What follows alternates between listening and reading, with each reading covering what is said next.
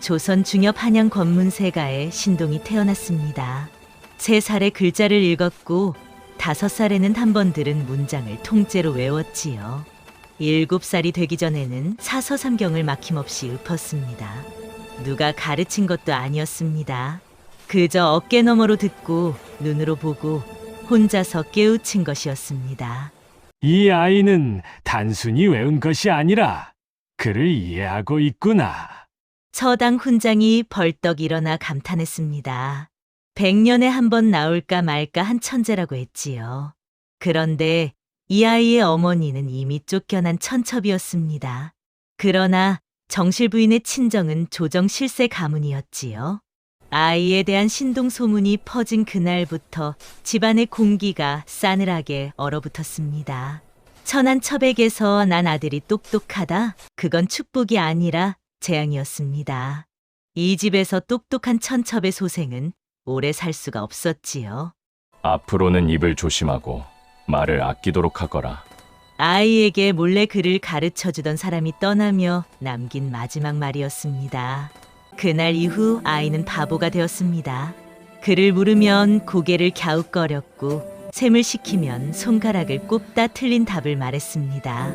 10여 년을 그렇게 숨죽이며 살았습니다. 그러던 어느 밤 과거 시험을 보러 가는 사촌 형제의 과거 시험 답안을 보다 그만 손이 움직여 버렸습니다. 아이는 숯을 들어막힌 문장을 풀고 어설픈 글귀를 명문으로 바꿔놓았습니다. 멈출 수가 없었지요.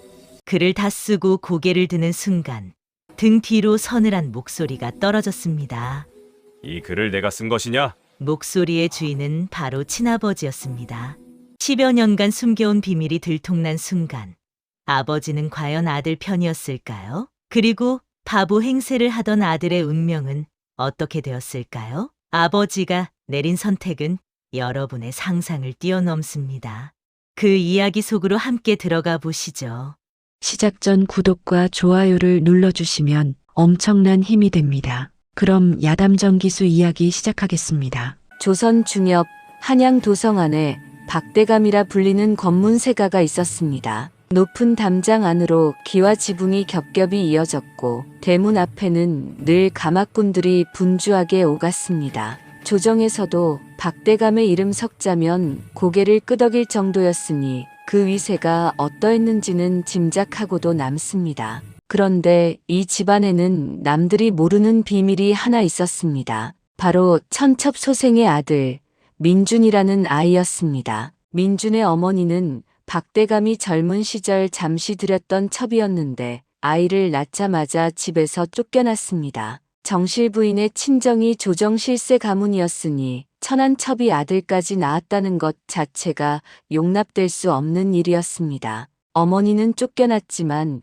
아이만은 박씨 성을 붙여 집안에 남겨졌습니다. 하지만 아이는 하인들 사이에서 밥을 얻어먹고 행랑채 구석에서 잠을 청하는 신세였습니다. 민주는 태어날 때부터 남다른 구석이 있었습니다. 3살이 되던 해 마당에 떨어진 종이 쪽지를 집어들더니 글자를 손가락으로 짚어가며 읽었습니다. 하인들은 처음에 장난인 줄 알았습니다. 그런데 민준이 읽어낸 글자가 하나도 틀리지 않았습니다. 5살이 되자 한 번 들은 문장을 통째로 외웠고 7살이 되기도 전에 사서삼경의 구절을 막힘없이 읊었습니다. 누가 가르쳐준 것도 아니었습니다. 그저 어깨 너머로 듣고 눈으로 보고 혼자서 깨우친 것이었습니다. 그 무렵 박대감댁에는 관청 업무를 돕기 위해 파견 나온 서리가 한 명 있었습니다. 이름은 한필성,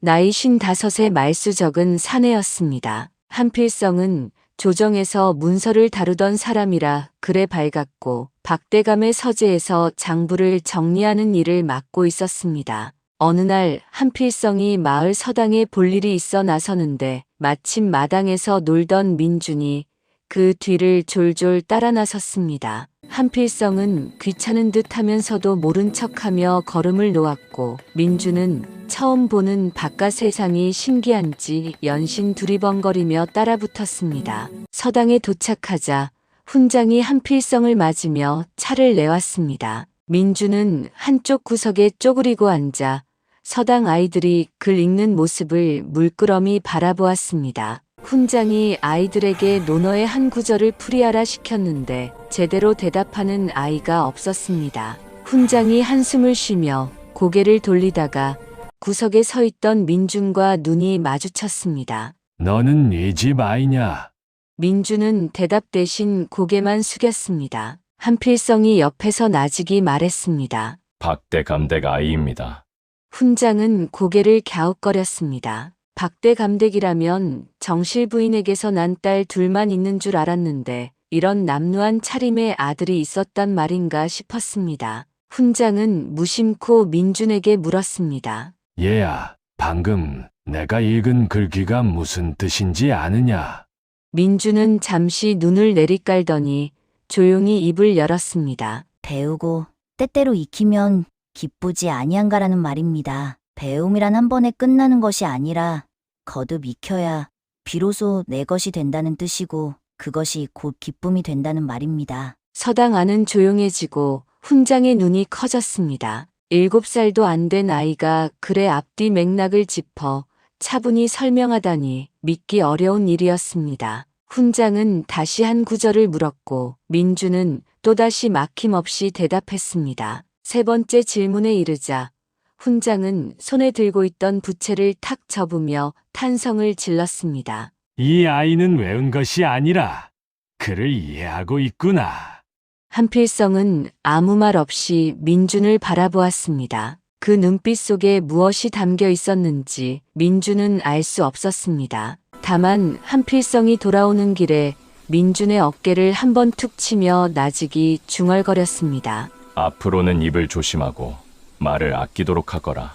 그 말이 무슨 뜻인지 민준은 몰랐습니다. 하지만 곧 알게 되었습니다. 훈장의 입에서 나온 말은 삽시간에 소문이 되어 퍼졌습니다. 박대 감댁에 신동이 있다더라. 천첩소생인데 그를 귀신같이 안다더라 하는 말이 장터에서 골목에서 떠돌았습니다. 그 소문은 결국 박대감의 귀에도 들어갔습니다. 그날 이후 집안의 공기가 달라졌습니다. 정실 부인은 민준을 볼 때마다 눈빛이 차가워졌고 하인들도 슬슬 민준을 피하기 시작했습니다. 박대감은 아들을 한 번도 부르지 않았습니다. 아니, 처음부터 민준을 아들로 여긴 적이 없었는지도 모릅니다. 민준의 재능은 축복이 아니었습니다. 오히려 숨겨야 할 위험이었습니다. 정실 부인의 친정에서 보기에 천첩소생이 적자보다 똑똑하다는 것은 집안의 수치였고 언젠가 화근이 될 씨앗이었습니다.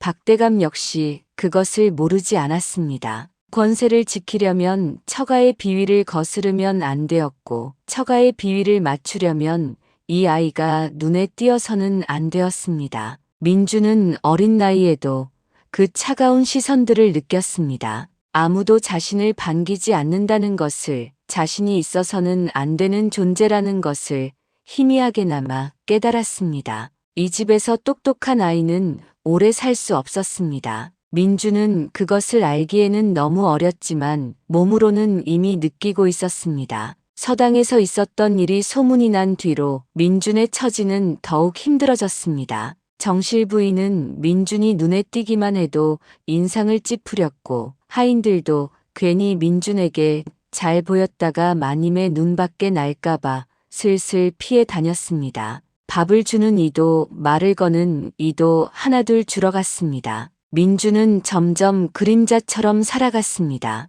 아침이면 구석에서 혼자 찬밥을 먹고 낮이면 아무도 없는 뒷마당에서 시간을 보내고 밤이면 행랑채 끝 방에서 혼자 잠이 들었습니다. 그런 민준을 사람으로 대해준 이가 딱 한 명 있었습니다. 바로 서리 한필성이었습니다. 한필성은 조정에서 문서를 다루던 사람으로 박대감의 관청 업무를 돕기 위해 한동안 이 집에 머물고 있었습니다. 한필성은 과묵한 사람이었습니다. 낮에는 서재에서 장부를 정리하고 저녁이면 조용히 자기 방으로 돌아가는 것이 전부였습니다. 하인들과 어울리는 법도 없었고 박대감에게 아첨하는 법도 없었습니다. 그저 맡은 일을 묵묵히 해낼 뿐이었습니다. 그런 한필성이 어느 날부터 민준을 눈여겨보기 시작했습니다. 서당에서 민준이 그를 풀이하는 것을 직접 본 뒤로 한필성은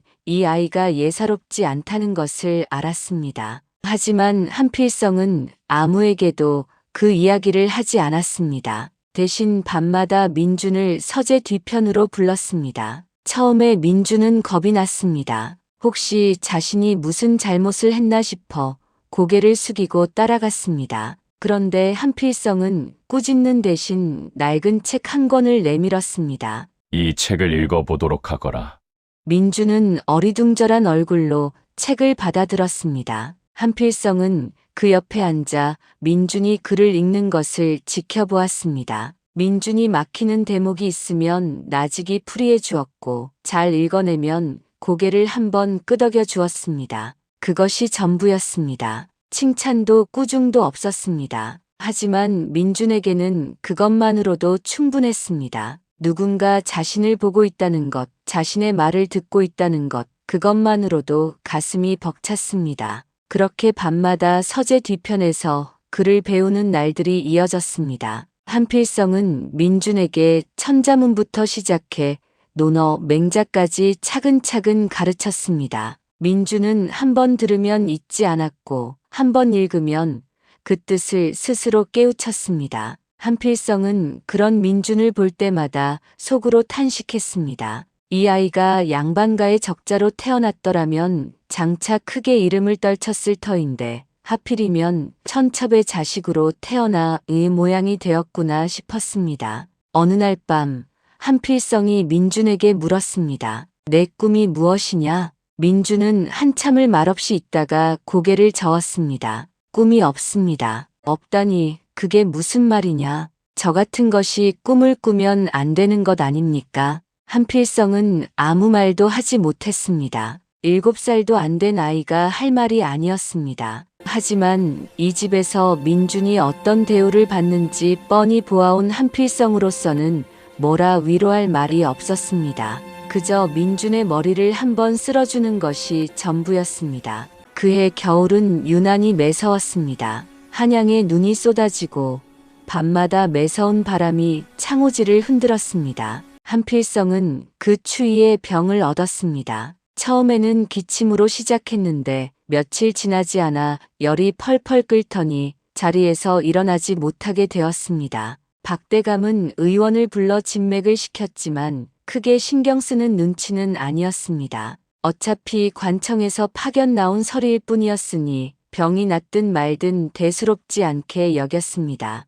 민준은 한필성이 알아눕자 안절부절 못했습니다. 낮에는 몰래 한필성의 방 앞을 서성거렸고 밤에는 아무도 모르게 방문을 열고 들어갔습니다. 한필성은 이불을 덮고 누워 있었는데 얼굴이 헬쑥하게 말라 있었고 입술은 바싹 갈라져 있었습니다. 민준은 말없이 자기 이불을 끌고 와서 한필성 위에 덮어주었습니다. 행랑채 구석방에서 쓰던 낡은 이불이었지만 민준에게는 그것밖에 없었습니다. 한필성이 희미하게 눈을 떴습니다. 어둠 속에서 민준의 얼굴이 보였습니다. 내가 왜 여기 있느냐? 나으리께서 편찮으시다 하여 왔습니다. 이불은 내 것 아니냐? 가져가거라. 저는 춥지 않습니다. 한필성은 힘없이 웃었습니다. 이 아이는 거짓말도 못한다고 생각했습니다. 저 얇은 옷차림에 이불마저 가져다 바쳤으니 오늘 밤 얼마나 추울 것인가. 한필성은 떨리는 손으로 품속을 더듬었습니다. 그리고 낡은 서책 한 권을 꺼내 민준의 손에 쥐어주었습니다. 이것을 내게 주마. 민준은 어리둥절한 얼굴로 책을 받아들었습니다. 표지가 닳고 귀퉁이가 헤어진 오래된 책이었습니다. 이 책은 내 것이 아니다. 하지만 언젠가 내 목숨을 살릴 물건이다. 민준은 그 말이 무슨 뜻인지 알 수 없었습니다. 하지만 한필성의 눈빛이 너무나 진지했기에 그저 고개를 끄덕이며 책을 품에 안았습니다. 잘 간직하거라. 그리고 아무에게도 보여주지 마라. 그 말을 끝으로 한필성은 다시 눈을 감았습니다. 민준은 한참을 그 자리에 앉아 있다가 새벽 닭이 울기 전에 조용히 방을 빠져나왔습니다. 품속의 책이 묵직하게 느껴졌습니다. 아직은 그 무게의 의미를 알지 못했지만 이 책이 자신의 운명을 바꿀 것이라는 예감만은 어렴풋이 들었습니다. 며칠 뒤 한필성은 병이 채 낫기도 전에 관청으로 돌아갔습니다. 박대감이 더 이상 머물 필요가 없다며 내보낸 것이었습니다. 한필성은 떠나는 날 민준을 한번 돌아보았습니다. 멀찍이 서서 고개를 숙이고 있는 민준의 모습이 눈에 들어왔습니다. 한필성은 아무 말 없이 고개를 한번 끄덕이고는 대문을 나섰습니다. 그것이 두 사람의 마지막 인사였습니다. 한필성이 떠난 뒤로 민준은 더욱 외로워졌습니다. 밤마다 그를 가르쳐 주던 사람이 사라지자 서재 뒤편은 그저 어둡고 쓸쓸한 공간이 되어버렸습니다. 민준은 한필성이 남기고 간 서책을 품속 깊이 숨겨두고 아무도 없을 때만 꺼내어 몰래 읽었습니다. 글을 읽을 때면 한필성의 목소리가 귓가에 맴도는 듯 했습니다. 그 무렵부터 민준은 집안의 자잘한 심부름을 맡게 되었습니다. 정실 부인이 민준을 눈앞에 두기 싫어했기 때문에 하인들이 민준에게 바깥 일을 시키기 시작한 것이었습니다. 장에 가서 물건을 받아오거나 관청에 서찰을 전하거나 이웃집에 안부를 묻고 오는 일들이었습니다. 민준으로서는 오히려 다행이었습니다. 집안에 있으면 눈치만 보여야 했는데 바깥에 나가면 그나마 숨통이 트였으니까요. 심부름을 다니다 보면 서당 앞을 지나칠 때가 있었습니다. 민준은 그때마다 발걸음을 멈추고 담 너머로 들려오는 글 읽는 소리에 귀를 기울이곤 했습니다. 아이들이 훈장을 따라 소리 높여 글을 읽는 소리, 붓으로 글씨를 쓸 때 나는 사각거리는 소리, 그 모든 것이 민준에게는 부러움이었습니다. 저 안에서 글을 배우는 아이들은 모두 양반가의 자식들이었습니다. 민준처럼 천첩의 소생이 감히 서당에 발을 들릴 수는 없는 노릇이었습니다. 어느 봄날이었습니다. 민준이 여느 때처럼 서당 앞을 지나가는데 마당에서 글을 읽던 아이들 몇이 민준을 알아보았습니다. 예전에 훈장 앞에서 글을 술술 풀이하던 그 아이라는 것을 기억해낸 것이었습니다. 야, 너 그때 그 아이 아니냐? 한 아이가 담장 쪽으로 다가오며 소리쳤습니다. 민준은 걸음을 멈추었습니다. 뒤돌아 도망치고 싶었지만 다리가 말을 듣지 않았습니다. 신동이라고 소문났던 놈 말이야. 맞지? 다른 아이들도 우르르 몰려왔습니다. 대여섯 명쯤 되었습니다. 모두 깨끗한 옷을 입고 있었고 얼굴에는 장난기가 가득했습니다. 민준은 고개를 숙인 채 아무 대답도 하지 않았습니다. 뭐야, 말도 못하는 거야? 신동이 맞다면서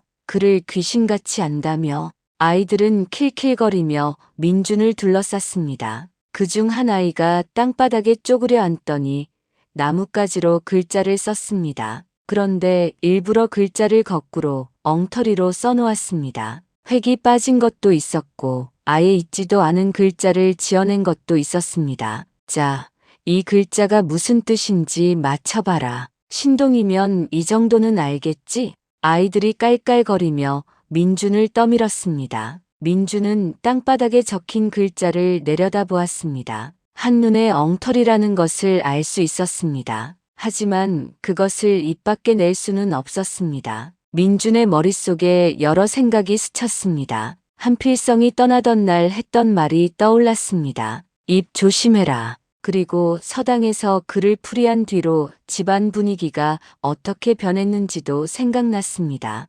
똑똑한 아이는 오래 살 수 없다는 것을 민준은 이미 알고 있었습니다. 민준은 일부러 눈을 멀뚱거리며 한참을 글자를 들여다보았습니다. 그리고 천천히 입을 열었습니다. 소가 웃는다? 아이들이 폭소를 터뜨렸습니다. 서로 배를 잡고 웃으며 뒹굴었습니다. 뭐야, 소가 웃는다고. 소가 어떻게 웃어? 신동은 무슨 신동이야. 역시 바보네. 천첩 새끼가 뭘 안다고 신동 행세를 했대. 아이들은 한바탕 놀려대고는 흥미를 잃었는지 하나둘 흩어졌습니다. 민준은 그 자리에 한참을 서 있었습니다.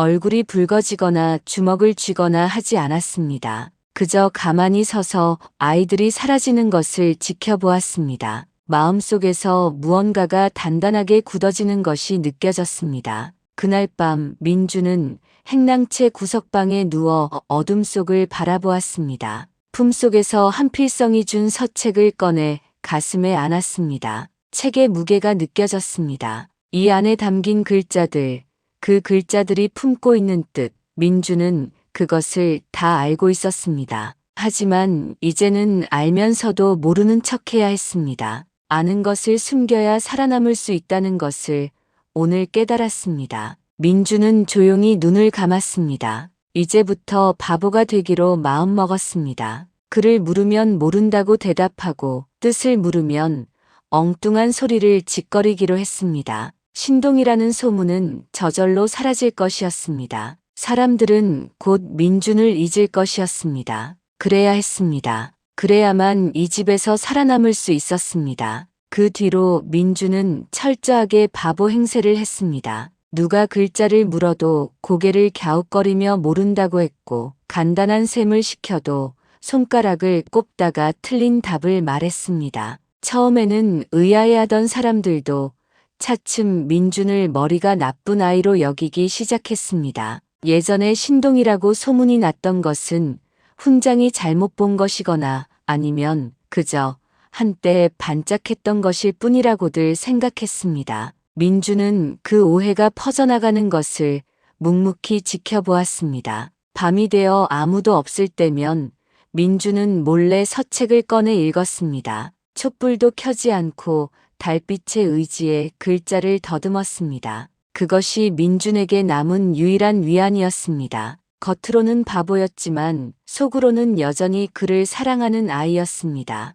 다만 그것을 아무에게도 들키면 안 되었습니다. 한필성의 말대로 이 비밀을 지키는 것이 곧 목숨을 지키는 일이었습니다. 세월은 물처럼 흘러갔습니다. 어느덧 민주는 19 청년이 되었습니다. 키는 훌쩍 자라 어른 못지않았고 얼굴은 마르고 창백했지만 눈만은 깊고 맑았습니다. 다만 그 눈빛을 아는 사람은 아무도 없었습니다. 민주는 여전히 바보 행세를 하며 살고 있었으니까요. 10여 년 동안 바보 노릇을 하다 보니 이제는 집안 누구도 민준을 거들떠보지 않았습니다. 정실 부인은 민준이 눈앞에 있어도 없는 사람 취급했고 하인들도 민준을 머리 나쁜 천첩 소생쯤으로 여기며 아무렇게나 부려먹었습니다. 민준은 그 모든 것을 묵묵히 감내했습니다. 낮에는 온갖 허드렛 일을 하고 밤에는 아무도 없는 곳에서 혼자 책을 읽었습니다. 한필성이 남기고 간 서책은 이미 수백 번을 읽어 너덜너덜해졌지만 민주는 그 책을 여전히 품속에 품고 다녔습니다. 그 무렵 박대감댁에는 손님이 하나 들어와 있었습니다. 박대감의 조카 아들인 박치영이었습니다. 박치영은 21살의 젊은이로 시골에서 과거 공부를 하다가 이번 과거를 앞두고 한양으로 올라온 것이었습니다. 박대감에게는 정실부인 소생으로 딸 둘뿐이었으니 조카 아들인 박치영을 각별히 여기는 눈치였습니다. 혹여 박치영이 과거에 급제하면 집안의 경사가 아니겠느냐 싶었던 것입니다. 박치영은 나쁜 사람은 아니었습니다. 다만 재주가 썩 뛰어나지 못했습니다. 글을 읽으면 뜻을 헤아리는데 한참이 걸렸고 글을 지으면 문장이 어딘가 어색하게 흘렀습니다. 그래도 성실하게 공부하는 편이라 밤늦도록 서재에 앉아 붓을 들고 끙끙대는 날이 많았습니다. 민주는 박치영이 들어온 뒤로 서재 청소를 맡게 되었습니다. 아침 저녁으로 서재에 들어가 먼지를 털고 벼루에 물을 갈아놓고 다 쓴 종이를 치우는 일이었습니다. 민주는 그 일을 하면서 자연스레 박치영이 쓴 글들을 보게 되었습니다. 처음에는 눈길도 주지 않으려 했습니다. 괜히 글을 들여다보았다가 무슨 일이 생기면 곤란했으니까요. 하지만 어느 날 박치영이 지은 과거 답안 연습지가 눈에 들어왔습니다. 민주는 그 글을 보는 순간 마음이 답답해졌습니다. 글의 뜻은 나쁘지 않았으나 문장의 흐름이 막혀 있었습니다. 첫머리에서 꺼낸 이야기가 중간에 흐지부지 되었고 끝맺음은 엉뚱한 곳으로 빠져 있었습니다. 시관이 이 글을 보면 고개를 저을 것이 분명했습니다. 민주는 한숨을 삼키며 종이를 내려놓았습니다. 남의 일이니 신경 쓸 것 없다고 스스로를 다독였습니다. 그런데 그날 밤 민주는 잠이 오지 않았습니다. 낮에 보았던 박치영의 글이 자꾸 머릿속에 떠올랐습니다. 저 문장을 이렇게 고치면 훨씬 나을 텐데, 저 대목은 이렇게 풀면 막힘이 없을 텐데 하는 생각이 꼬리를 물었습니다. 민주는 자리에서 일어나 마당으로 나왔습니다. 밤 공기가 차가웠습니다. 달빛이 마루를 환하게 비추고 있었습니다. 민주는 마루 한쪽에 쪼그려 앉았습니다. 그리고 무심코 손을 뻗어 아궁이 옆에 놓인 숯 조각을 집어들었습니다. 그 다음은 거의 무의식적인 행동이었습니다. 민주는 마루 바닥에 수치로 글을 쓰기 시작했습니다. 박치영의 답안에서 막혔던 부분을 풀어쓰고 어색했던 문장을 다듬어 고쳤습니다. 붓도 없이 수치로 쓰는 글이었지만 획 하나하나가 또렷했습니다. 글을 쓰는 동안 민주는 10여 년 만에 처음으로 마음이 후련해지는 것을 느꼈습니다. 얼마나 시간이 흘렀을까요? 민준이 마지막 글자를 쓰고 고개를 들었을 때 등 뒤에 사람 그림자가 서 있었습니다. 민주는 숨이 멎는 듯 했습니다. 천천히 뒤를 돌아보았습니다. 거기 서 있는 사람은 박대감이었습니다. 박대감은 말없이 마루 바닥을 내려다보고 있었습니다. 달빛 아래 수치로 쓴 글자들이 선명하게 보였습니다. 박대감의 얼굴에는 아무런 표정이 없었습니다. 민주는 벌떡 일어나 고개를 숙였습니다. 온몸이 얼어붙은 듯 했습니다. 이제 끝이구나 싶었습니다. 10여 년 동안 숨기고 살아온 비밀이 한순간에 들통난 것이었습니다. 박대감은 한참 동안 아무 말이 없었습니다. 그저 마루 바닥에 적힌 글을 읽고 또 읽었습니다. 그 글은 박치영이 쓴 답안보다 훨씬 뛰어났습니다. 문장이 막힘없이 흘렀고 뜻이 또렷하게 살아있었습니다. 시관이 보았다면 눈이 번쩍 뜨였을 글이었습니다. 마침내 박대감이 입을 열었습니다. 이 글을 내가 썼느냐? 민주는 대답하지 못했습니다. 고개를 숙인 채 바들바들 떨기만 했습니다. 부인해봤자 소용없다는 것을 알았습니다. 이미 현장을 들킨 마당에 무슨 변명이 통하겠습니까? 고개를 들어라. 민주는 천천히 고개를 들었습니다. 박대감의 눈과 마주쳤습니다. 그 눈빛은 차가웠지만 동시에 무언가를 계산하는 듯한 빛이 서려 있었습니다. 너 글을 알고 있었구나. 민주는 끝내 아무 대답도 하지 못했습니다. 박대감은 더 이상 묻지 않았습니다.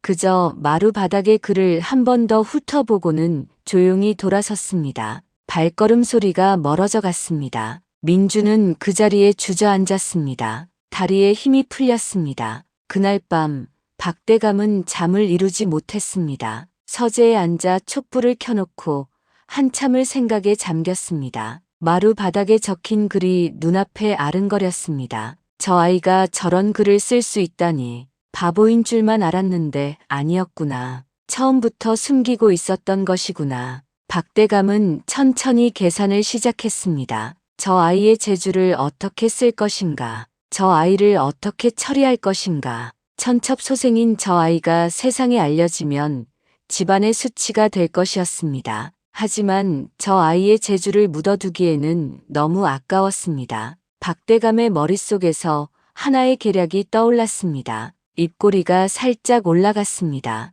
이 아이는 집안을 살릴 수도 있고 무너뜨릴 수도 있는 천재였습니다. 문제는 그 재주를 누구의 것으로 만드느냐였습니다. 그날 밤 이후 박대감은 며칠 동안 아무에게도 말을 걸지 않았습니다. 서재에 틀어박혀 무언가를 골똘히 생각하는 눈치였습니다. 정실 부인이 무슨 일이냐고 물어도 대답하지 않았고 하인들이 진지를 올려도 젓가락을 들지 않았습니다. 집안 식구들은 대감이 무슨 고민에 빠진 것인지 알 수 없어 서로 눈치만 살폈습니다. 민주는 그 며칠이 지옥 같았습니다. 박대감이 자신의 비밀을 알게 된 이상 언제 어떤 일이 닥칠지 알 수 없었습니다. 쫓겨날 수도 있었고, 매를 맞을 수도 있었고, 어쩌면 그보다 더한 일을 당할 수도 있었습니다. 민주는 밤마다 잠을 이루지 못하고 뒤척였습니다. 도망칠까 하는 생각도 해보았지만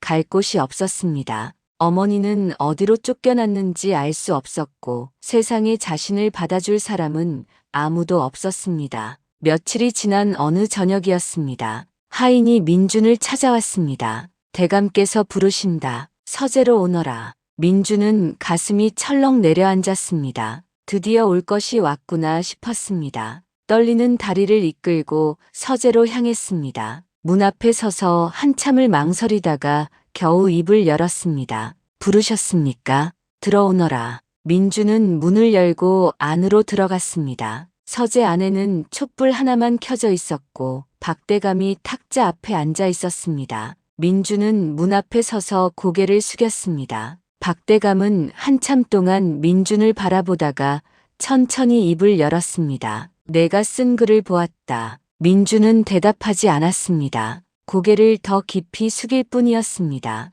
그 글을 어디서 배웠느냐? 민주는 한참을 망설이다가 나직이 대답했습니다. 혼자 익혔습니다. 혼자서 저런 글을 쓴단 말이냐? 민주는 끝내 대답하지 못했습니다. 한필성 이야기를 꺼낼 수는 없었습니다. 이미 떠난 사람에게 괜히 화가 미칠까 두려웠습니다. 박대감은 더는 캐묻지 않았습니다. 대신 탁자 위에 놓인 종이 한 장을 집어들었습니다. 그것은 민준이 마루 바닥에 수치로 쓴 글을 베껴 적은 것이었습니다. 박대감은 그 종이를 한 번 더 훑어보더니 민준 앞으로 내밀었습니다. 이 글을 다시 써라. 깨끗한 종이에 붓으로. 민준은 고개를 들어 박대감을 바라보았습니다. 무슨 뜻인지 알 수 없었습니다. 박대감의 얼굴에는 여전히 아무런 표정이 없었습니다. 어서 써라. 민주는 떨리는 손으로 붓을 집어들었습니다.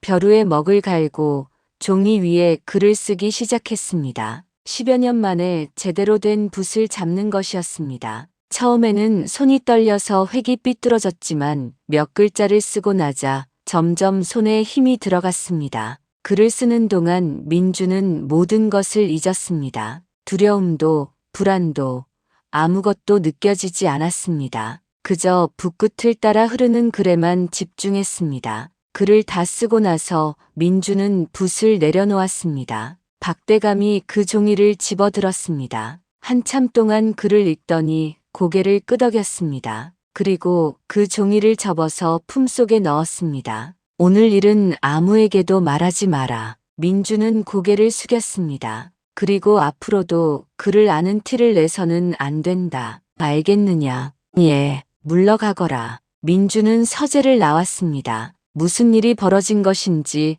도통 알 수 없었습니다. 다만 당장 쫓겨나거나 벌을 받는 일은 없을 것 같아 그나마 마음이 놓였습니다. 그날 밤 박대감은 박치영을 불렀습니다. 박치영은 과거 시험이 코앞이라 밤늦도록 공부하느라 지쳐 있었습니다. 서재에 들어서는 박치영의 얼굴이 초췌했습니다. 부르셨습니까, 작은아버지? 박대감은 품속에서 종이 한 장을 꺼내 박치영 앞에 내밀었습니다. 이 글을 외워라. 박치영은 종이를 받아들었습니다. 글을 읽어 내려가는 눈이 점점 커졌습니다. 자신이 쓴 글과 같은 주제였지만 문장의 격이 완전히 달랐습니다. 막혔던 부분이 물 흐르듯 풀려 있었고 어색했던 대목이 아름답게 다듬어져 있었습니다. 이 글은 누가 쓴 것입니까? 그건 알 필요 없다. 내가 쓴 것으로 알고 외워라. 박치영은 멈칫했습니다. 무슨 뜻인지 짐작이 갔습니다. 하지만 감히 묻지 못했습니다. 박대감의 눈빛이 너무나 단호했기 때문입니다. 이 글로 과거에 응시하면 급제할 수 있을 것이다. 우리 집안에 급제자가 나오면 가문의 위세가 올라간다. 내게도 좋은 일 아니냐. 박치영은 한참을 망설이다가 결국 고개를 끄덕였습니다. 양심이 찔렸지만 과거에 급제하고 싶은 욕심이 더 컸습니다. 자신의 실력으로는 급제가 어렵다는 것을 누구보다 잘 알고 있었으니까요. 이 일은 우리 둘만 아는 일이다. 절대 발설해서는 안 된다. 알겠습니다, 작은아버지. 박치영이 물러간 뒤 박대감은 홀로 서재에 앉아 촛불을 바라보았습니다. 마음 한구석이 무거웠지만 이내 그 무거움을 털어냈습니다. 천첩소생에게서 난 아들을 세상에 내세울 수는 없는 노릇이었습니다. 정실 부인의 친정에서 알면 집안이 발칵 뒤집힐 것이었습니다. 차라리 조카에게 공을 돌리는 편이 나았습니다. 그래야 집안의 체면도 세우고 처가와의 관계도 지킬 수 있었습니다. 박대감은 중얼거렸습니다. 민주는 내 아들이 아니다.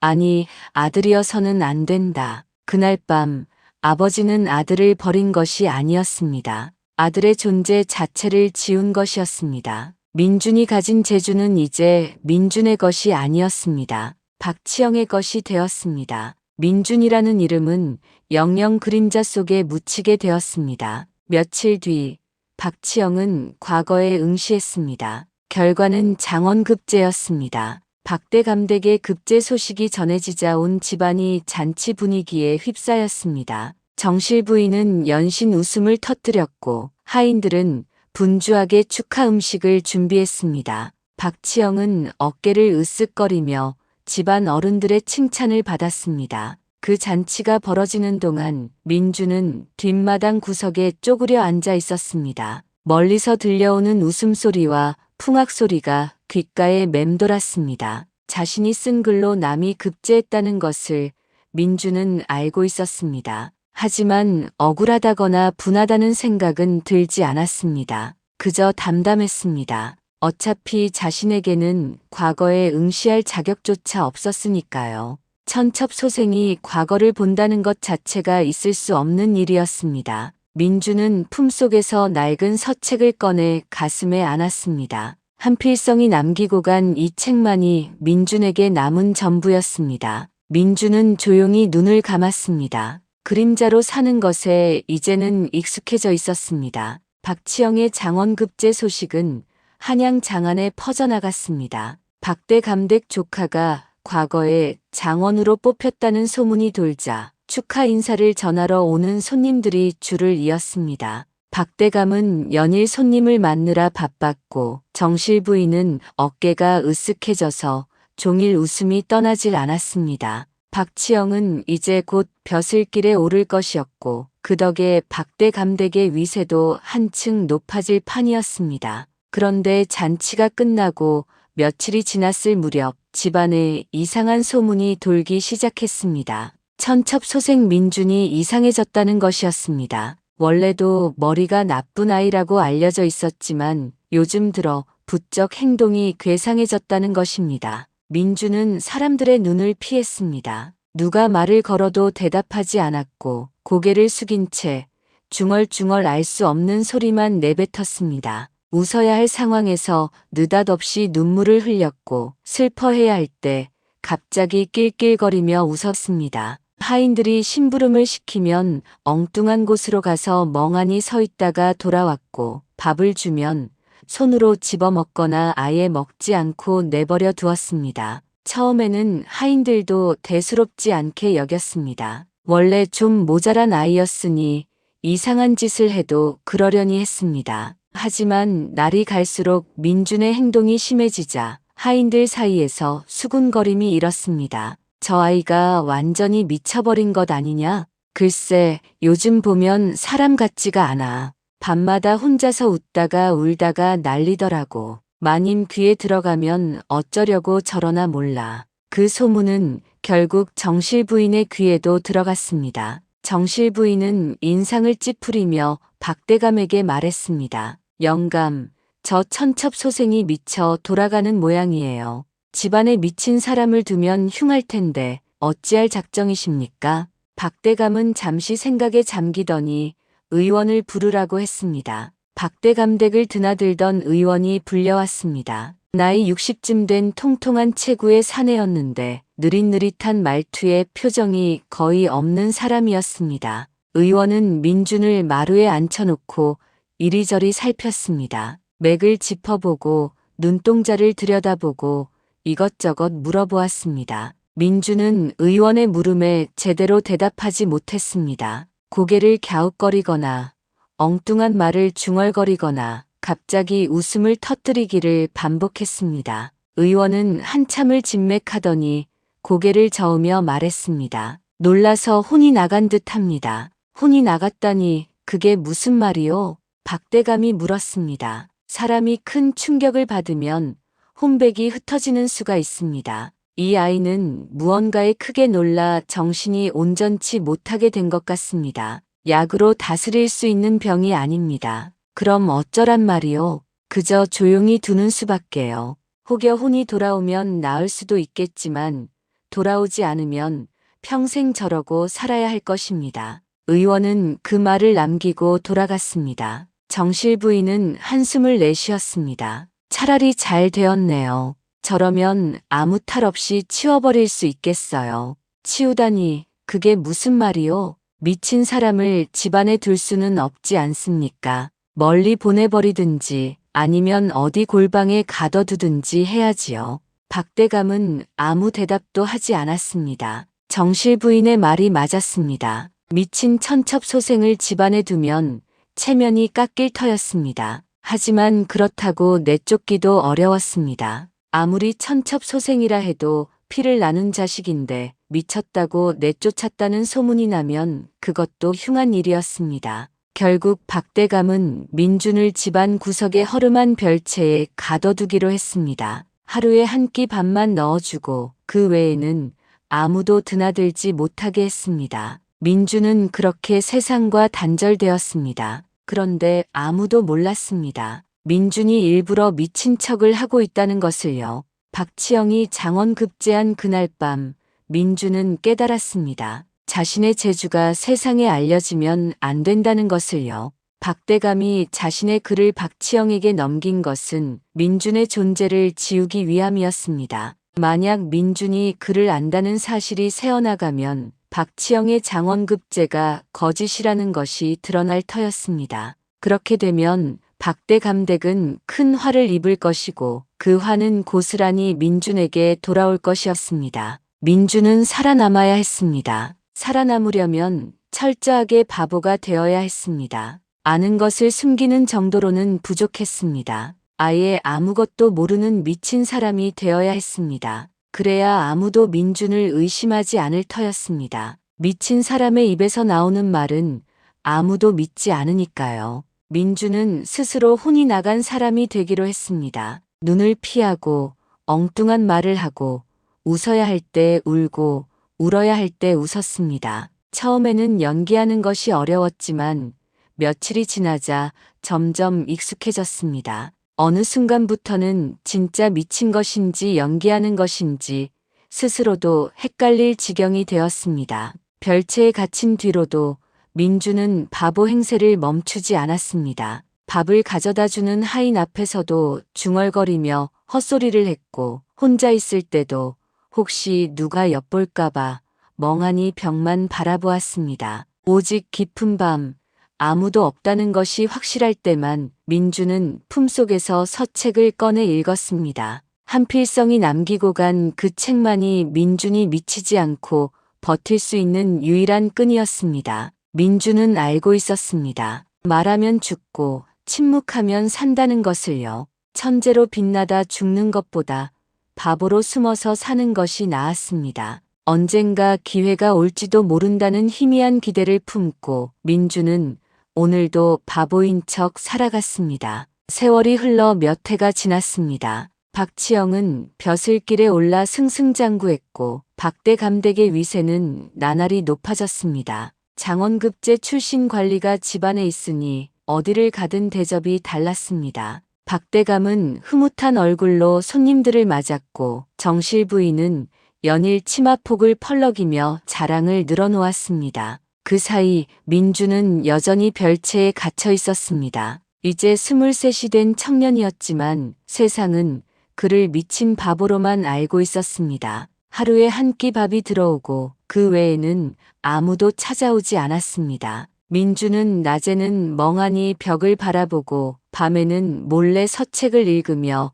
하루하루를 버텼습니다. 그런데 그해 가을 조정에 큰 바람이 불었습니다. 과거 시험에 부정이 있었다는 상소가 올라온 것이었습니다. 처음에는 다른 급제자에 대한 의혹으로 시작되었는데 조사가 진행되면서 점점 범위가 넓어졌습니다. 급기야 몇 년 전 장원급 제자들의 답안까지 다시 검토하게 되었습니다. 문제는 박치영의 답안이었습니다. 시관들이 다시 들여다보니 그 글이 너무 완벽했습니다. 문장의 흐름이 막힘없이 물처럼 흘렀고 글의 격이 범상치 않았습니다. 장원급제를 할 만한 글이었으나 한 가지 이상한 점이 있었습니다. 박치영이 그 전후로 쓴 다른 글들과 문체가 사뭇 달랐던 것입니다. 이 글은 박치영이 평소 쓰던 글과 결이 다르지 않은가. 그러게 말이요. 장원 답안만 유독 뛰어나고 그 뒤로 쓴 글들은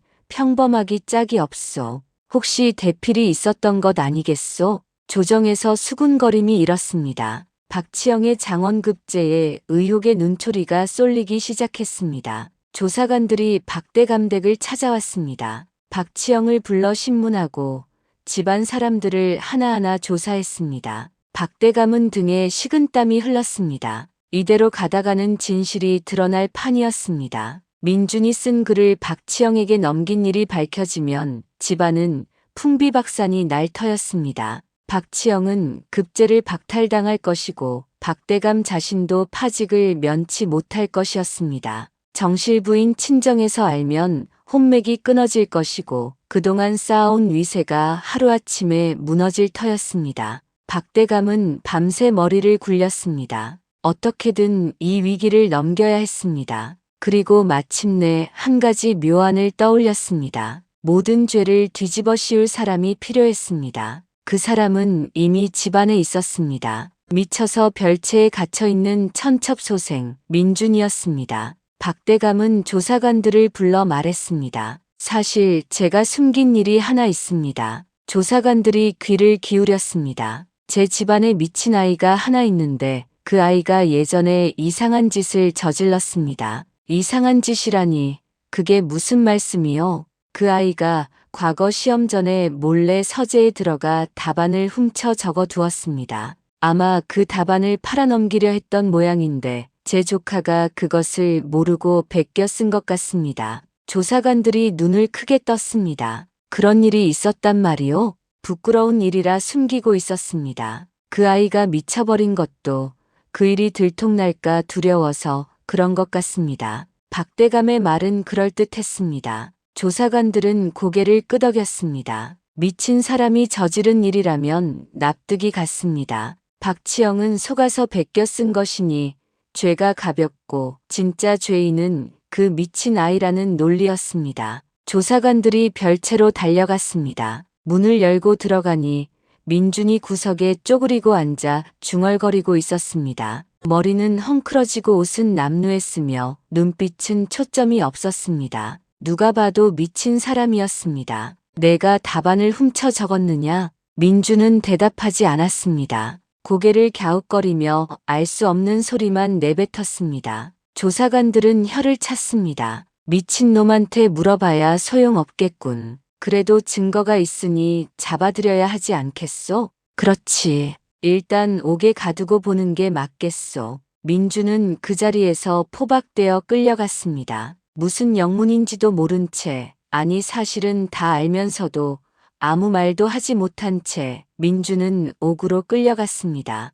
답안을 미리 훔쳐 적었다는 죄목, 남의 과거를 망쳤다는 누명이 씌워졌습니다. 옥에 갇힌 민준은 차가운 바닥에 누워 천장을 바라보았습니다. 손에는 쇠사슬이 채워져 있었고 온몸에는 끌려오면서 맞은 멍이 들어 있었습니다. 억울하다는 생각이 들었습니다. 자신이 쓴 글로 남이 출세했는데 이제 그 죄까지 뒤집어 쓰게 되었으니까요. 하지만 민준은 입을 열지 않았습니다. 진실을 말해봤자 아무도 믿지 않을 것이었습니다. 미친 사람의 말을 누가 귀담아 듣겠습니까? 오히려 진실을 말했다가 더 큰 화를 입을 수도 있었습니다. 박대감이 입막음을 위해 무슨 짓을 할지 알 수 없었습니다. 민준은 조용히 눈을 감았습니다. 품속에는 여전히 한필성이 준 서책이 있었습니다. 옥졸들이 수색을 했지만 낡고 해진 책이라 대수롭지 않게 여기고 그냥 두었습니다.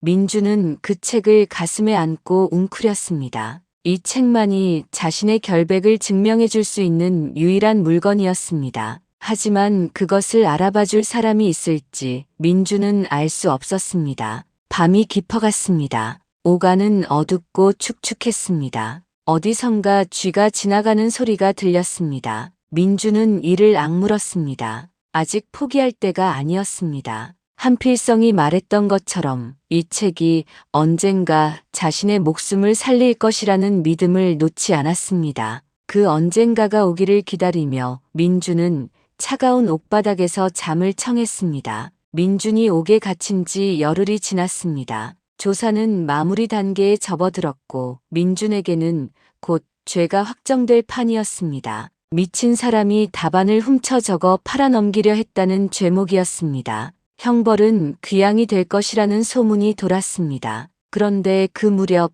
옥을 찾아온 남자가 한 명 있었습니다. 그 남자는 조정에서 기록을 정리하는 하급관리였는데 이번 과거 부정 사건의 문서를 정리하다가 민준이라는 이름을 보게 되었습니다. 그 이름을 보는 순간 남자의 가슴이 철렁 내려앉았습니다. 설마 그 아이일까? 10수년 전 박대 감댁에서 만났던 그 총명한 아이 말입니다. 남자의 이름은 바로 한필성이었습니다. 젊은 시절 박대 감댁에 파견 나가 민준에게 글을 가르쳐 주었던 바로 그 사람이었습니다. 한필성은 서둘러 옥을 찾아갔습니다. 옥문 앞에서 옥졸에게 사정을 말하고 겨우 허락을 받아 안으로 들어갔습니다. 어둡고 축축한 복도를 지나 민준이 갇힌 방 앞에 섰습니다. 창살 사이로 안을 들여다보니 구석에 웅크리고 앉아있는 사내가 보였습니다. 머리는 헝클어지고 얼굴은 수척했지만 그 눈빛만은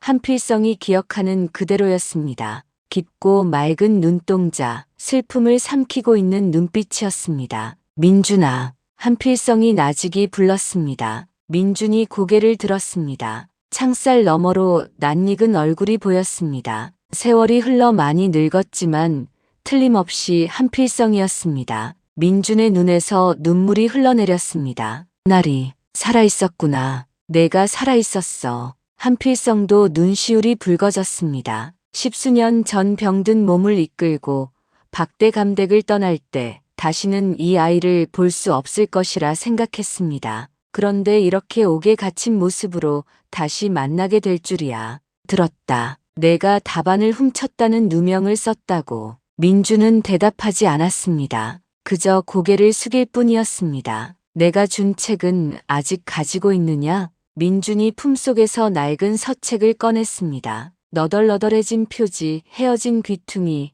하지만 10수년을 함께한 책이었습니다. 한필성은 창살 사이로 손을 넣어 그 책을 받아들었습니다. 이것이면 된다. 한필성은 그 자리에서 책을 펼쳤습니다. 첫 장을 넘기자 빼곡하게 적힌 글씨가 보였습니다. 민준이 어린 시절부터 틈틈이 적어둔 글이었습니다. 한필성이 가르쳐준 것을 복습하며 쓴 문장들, 스스로 깨우친 것을 정리한 글들이 빽빽이 들어차 있었습니다. 한필성은 책장을 넘기다가 어느 대목에서 멈추었습니다. 그리고 눈이 커졌습니다. 거기에는 박치영의 장원 답안과 똑같은 글이 적혀 있었습니다. 한 글자도 다르지 않았습니다. 그런데 그 글 옆에는 날짜가 적혀 있었습니다. 박치영이 과거에 응시하기 한 달 전이었습니다. 이것이 증거다. 한필성은 서책을 품에 안고 옥을 나섰습니다. 곧바로 조사를 맡은 관리를 찾아갔습니다.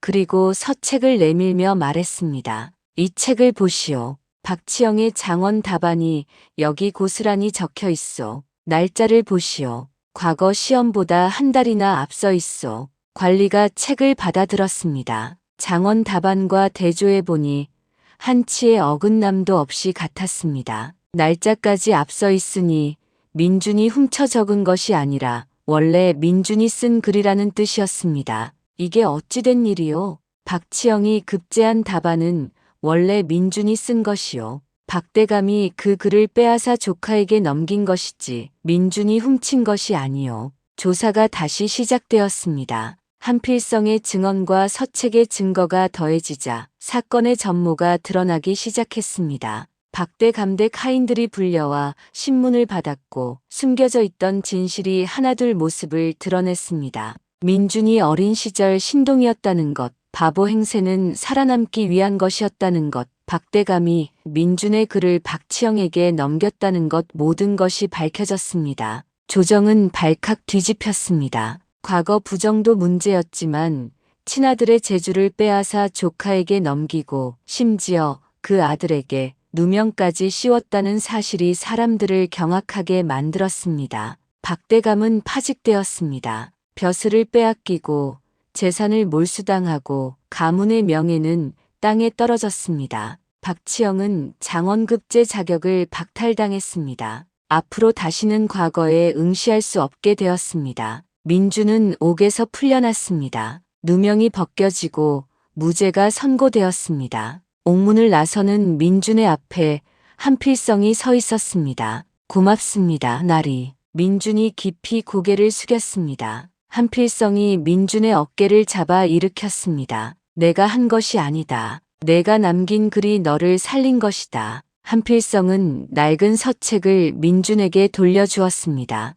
내가 이 책을 내게 주며 말했지. 언젠가 내 목숨을 살릴 물건이라고. 그 말이 맞았구나. 민준은 서책을 가슴에 안았습니다. 10수년을 함께한 책이었습니다. 이 책이 없었다면 민준은 누명을 쓴 채 귀양을 갔을 것이었습니다. 한필성의 말대로 이 책이 민준의 목숨을 살린 것이었습니다. 사건이 마무리된 뒤 사람들 사이에서 소문이 퍼지기 시작했습니다. 박대감댁에 미친 바보가 있었는데 알고 보니 바보가 아니었다더라. 처음부터 글을 짓던 쪽은 그 아이였다더라. 장원급제한 답안도 원래 그 아이가 쓴 것이었다더라. 소문은 꼬리에 꼬리를 물고 퍼져나갔습니다. 사람들은 더 이상 민준을 바보라 부르지 않았습니다. 대신 이렇게 불렀습니다. 바보인 줄 알았던 대감댁 천재. 그 말이 한양 장안에 퍼졌습니다.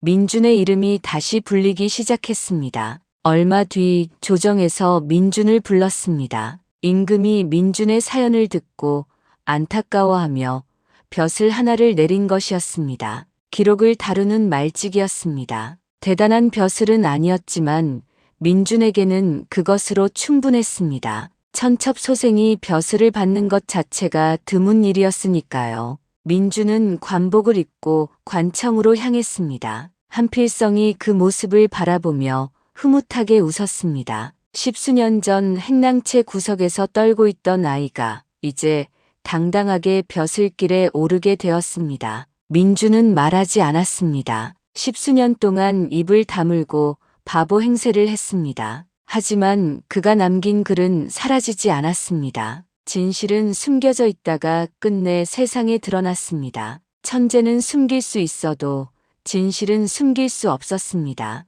민준은 관청 문 앞에 서서 하늘을 올려다보았습니다. 맑고 푸른 하늘이었습니다. 품속의 서책이 묵직하게 느껴졌습니다. 이 책이 민준의 인생을 바꾸었습니다. 한필성이 건네준 이 작은 책이 민준의 목숨을 살리고 명예를 되찾아 주었습니다. 민준은 조용히 미소를 지었습니다. 이제 새로운 인생이 시작되고 있었습니다. 끝까지 시청해 주셔서 감사드립니다. 늘 건강하시고 다음 이야기에서 또 뵙겠습니다.